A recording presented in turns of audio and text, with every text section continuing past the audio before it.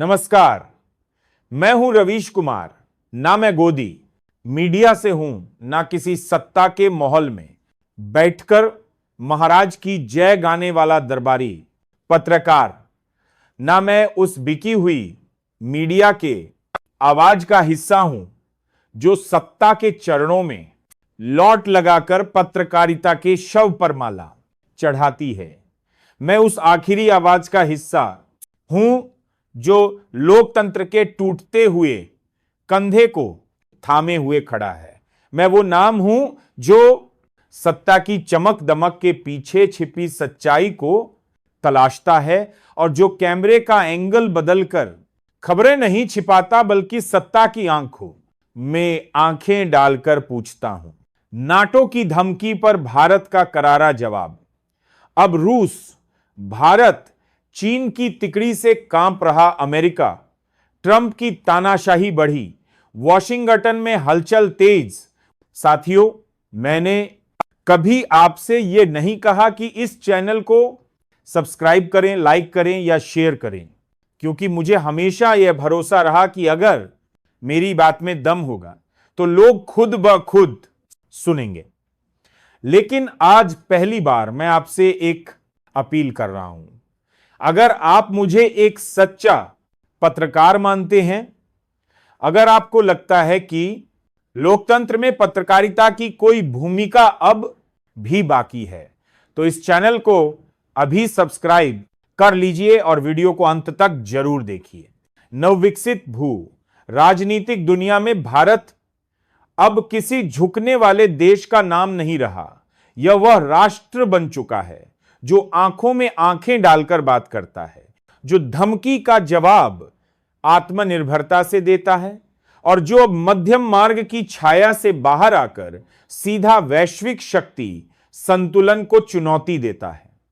आज से मात्र एक दशक पहले जब भारत को वैश्विक मंचों पर विकासशील देशों की श्रेणी में बैठाया जाता था, तब किसी ने यह कल्पना भी नहीं की थी कि एक दिन यही भारत वैश्विक निर्णयों के केंद्र में आ खड़ा होगा। लेकिन वर्तमान घटनाएं कुछ और ही कहती हैं, घटनाएं जो इतिहास के पन्नों में दर्ज होने के लिए तैयार खड़ी हैं। बीते कुछ दिनों में विश्व राजनीति के क्षितिज पर जो तस्वीर उभर कर आई है, उसने पश्चिमी देशों, विशेषकर अमेरिका और उसके नेतृत्व वाले नाटो गठबंधन की नींद उड़ा दी है। मामला शुरू हुआ भारत की नई अंतरिक्ष रक्षा नीति और ब्रह्मोस मिसाइल के अद्यतन संस्करण के परीक्षण से, जिसे भारत ने रूस के साथ मिलकर तैयार किया। पश्चिमी खेमे को यह एक सीधी चुनौती लगी, खासकर तब जब यह परीक्षण दक्षिण चीन सागर के समीप हुए अभ्यासों से पहले किया गया। नाटो ने इसे क्षेत्रीय अस्थिरता को बढ़ाने वाली गतिविधि बताया और अपने गुप्त सर्कुलर में भारत को पोटेंशियल थ्रेट फैक्टर कहकर एक चेतावनी भी जारी की। यह चेतावनी जितनी गुप्त थी, भारत का जवाब उतना ही सार्वजनिक और सशक्त। भारत के प्रधानमंत्री ने राष्ट्रीय मीडिया को संबोधित करते हुए साफ शब्दों में कहा, भारत एक स्वतंत्र राष्ट्र है और उसकी नीतियां न किसी से निर्देशित होती हैं, न डर से बनती हैं। हमने 75 वर्षों में जो सीखा है वह यह है कि आत्मनिर्भरता केवल उत्पादन की नहीं, सोच की भी होनी चाहिए। भारत अब उस दौर में नहीं है जब वह पश्चिम की ओर देखकर निर्णय ले। यह बयान विश्व स्तर पर वायरल हो गया। अमेरिका के लिए यह चौंकाने वाला था। वॉशिंगटन में बैठी ट्रंप सरकार, जो दूसरी बार सत्ता में आने के बाद कहीं अधिक कठोर और असहिष्णु रवैया अपना चुकी है, इस प्रतिक्रिया से असहज हो गई। अमेरिका ने तुरंत अपने राजदूतों के माध्यम से भारत पर दबाव बनाना शुरू किया। रक्षा तकनीक के हस्तांतरण, semiconductor supply, funding, software licensing और सामरिक सहयोग जैसे मुद्दों पर चेतावनी दी गई कि यदि भारत रूस और चीन के साथ गठजोड़ की दिशा में बढ़ता रहा तो उसे इसके गंभीर परिणाम भुगतने होंगे। लेकिन भारत ने इस बार न डायलॉग्स की भाषा में जवाब दिया, न ही कूटनीतिक लुका छिपी में उसने सीधा एक ऐतिहासिक कदम उठाया। नई दिल्ली में आयोजित हुए ब्रिक्स शिखर सम्मेलन में भारत के प्रधानमंत्री, रूस के राष्ट्रपति व्लादिमीर पुतिन और चीन के राष्ट्रपति शी जिनपिंग एक साथ मंच पर उपस्थित हुए।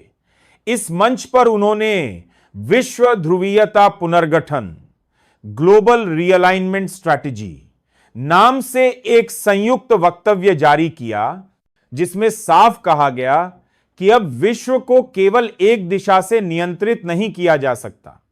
लोकतंत्र, आर्थिक समरसता और वैश्विक विकास के लिए यह जरूरी है कि ग्लोबल साउथ यानी विकासशील राष्ट्रों को भी बराबरी की आवाज मिले।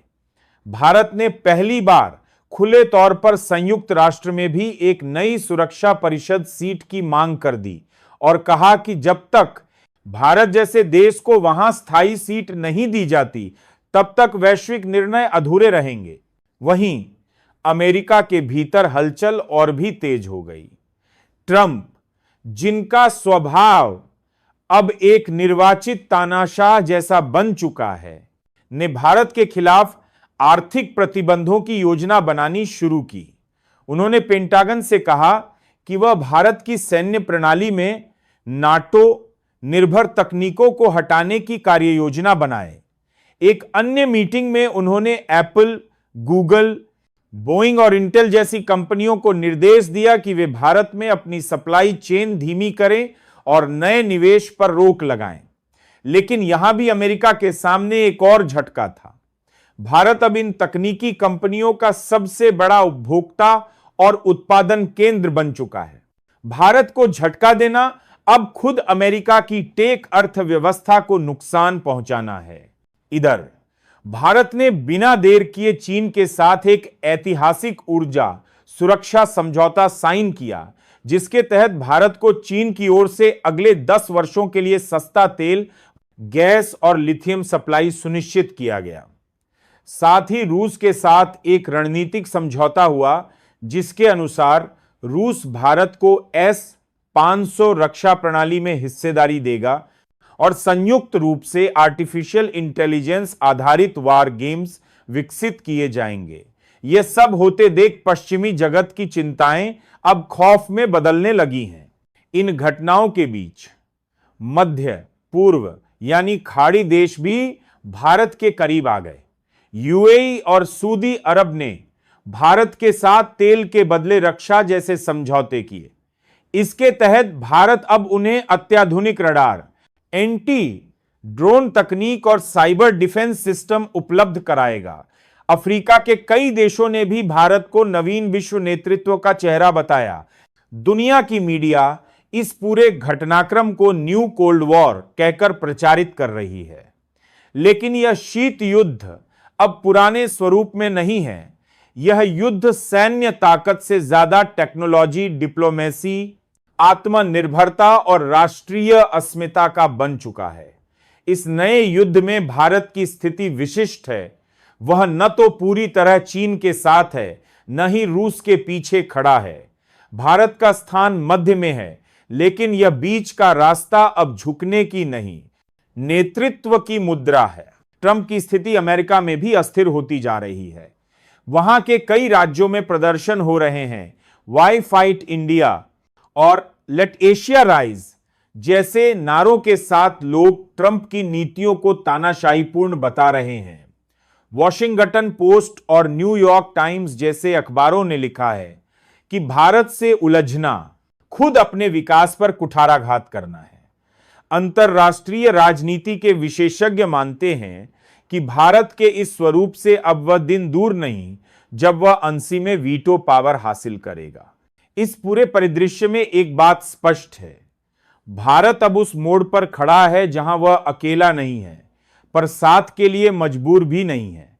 उसकी शक्ति, उसकी जनसंख्या, अर्थव्यवस्था, वैज्ञानिक क्षमता और उससे भी ज्यादा उसकी राजनीतिक इच्छा शक्ति में है।